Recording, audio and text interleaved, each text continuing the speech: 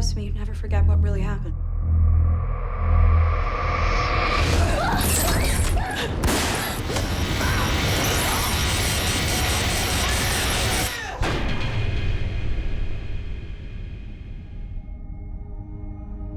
Mirrors have always freaked me out. One of the things I find fascinating about them is that every reflection that we encounter is distorted in its own thousands of little ways, but we assume it's reality. When I was a kid, my parents had this intricate mirror, and the thing scared the hell out of me. I never liked looking at it. It was tilted slightly downward, which for a 5 or 6-year-old, you're looking at the thing thinking, my God, it sees me. I thought I told you not to play around in here. There's a really fascinating tradition in the Jewish faith where they'll cover a mirror at a funeral to prevent the spirit of the deceased from coming back into the world. Add to it this characteristic of being a portal or a gateway or a door. You know, I think that's really unsettling. And so all of those kind of came together really quickly. How is it that we can use a mirror to distort reality around a character, and in doing so, distort reality around a viewer? Action.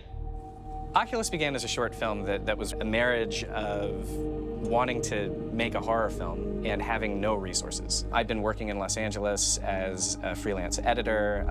I really had wanted to get back out there and try to make something that would be a calling card.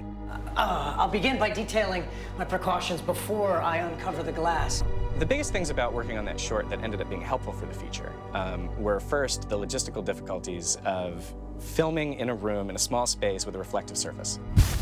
We went with a suspended lighting rig that was really just exposed bulbs, and we limited the crew significantly. I think we had about 6 people on that project. You couldn't beat me when I was a kid, and you can't beat me now!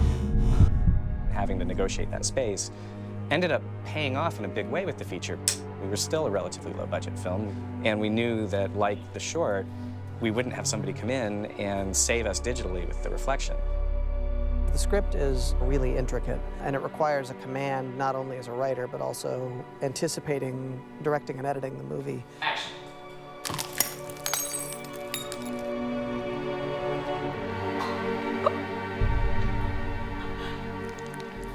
There were elements of the short that we knew were going to carry over, which was the claustrophobic nature of the room with the mirror in it.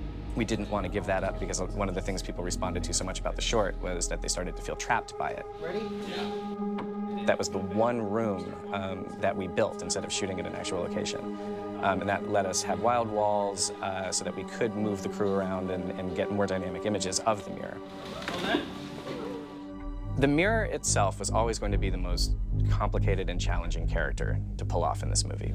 It is an inanimate object. It just hangs on a wall. So making sure that that mirror was not just going to be a prop was always tough. And one of the things that was really exciting for me was that because this was a movie monster that you could pick up and take to a completely different place, and it opened up the mythology to just kind of endless possibilities. This object is responsible for at least 45 deaths in the 4 centuries of its recorded existence. Being able to kind of trace it through history and move it around to different countries and have pockets where no one knew where it was, where, you know, there are stories that are just lost to time, victims who will never know. That stuff was just delicious from a writing point of view. Philip Lasser was found at their grand fireplace, burned beyond recognition. The idea was that the way the mirror would interact with someone should be as specific and individual as their own reflection, you know, that it would find its way into someone's psyche based on where the natural weak points were, so no one would have the same experience. The woman died of thirst while soaking in a full tub for 3 days.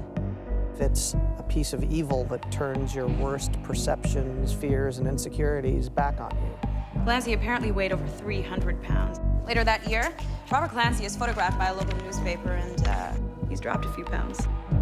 Karen Gillan came in with 13 pages of monologue, essentially, that people were very concerned that this would be very boring. Do we need to shoot these stories and flash back to them and kind of show these horrific events?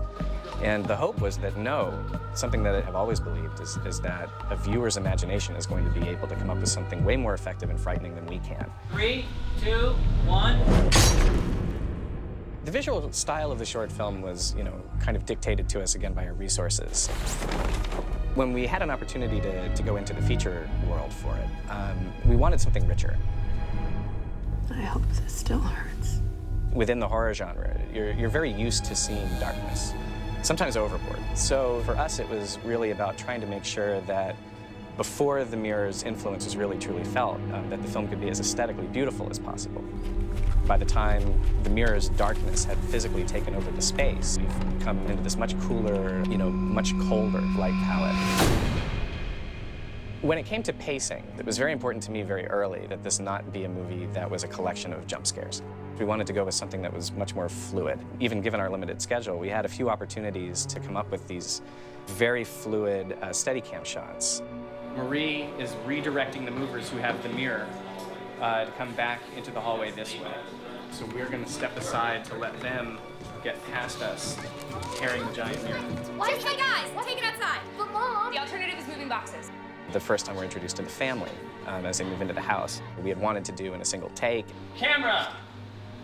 Action! Kind of lay the geography of the entire space, but also just to set up that sense that this was a movie that was going to glide through these stories. The juxtaposition of the then on the now, it's incumbent upon us to really get that right. Instead of presenting them as two separate entities that we were cutting back and forth between, we wanted them to just be two completely realized storylines that would eventually, in the third act, flow completely together so that there was no longer a difference between them. You and your snot-nosed little brother over there are not to step foot outside of this house. Now get out of here. The idea of parents turning against their children in a violent manner, we don't know how to process that kind of breakdown. So to try to process it through fiction and to try to allow us to meditate on these issues in a safer environment, there is a catharsis to that. Katie just really wanted to dive into the physicality of that, to become as threatening a presence in the movie as she could after she's kind of inhabited by the mirror. No, it's okay, it's okay. She would finish her workdays covered with bruises. She's throwing herself up and down stairs, snapping at the end of a chain. She had bruises all over her neck. She had kind of developed this very feline kind of parkour method of movement for the character. Katie created this just really fascinating monster for the second half of the film that is unlike anything that I had seen.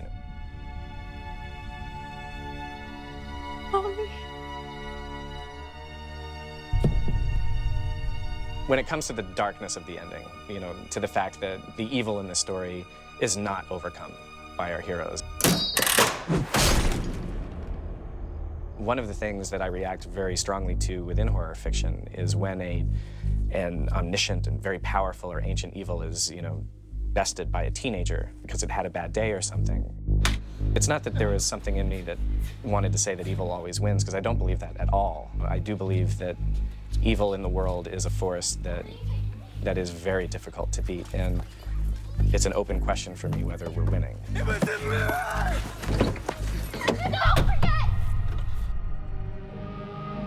Timbo, we're gonna have to get really, really brave.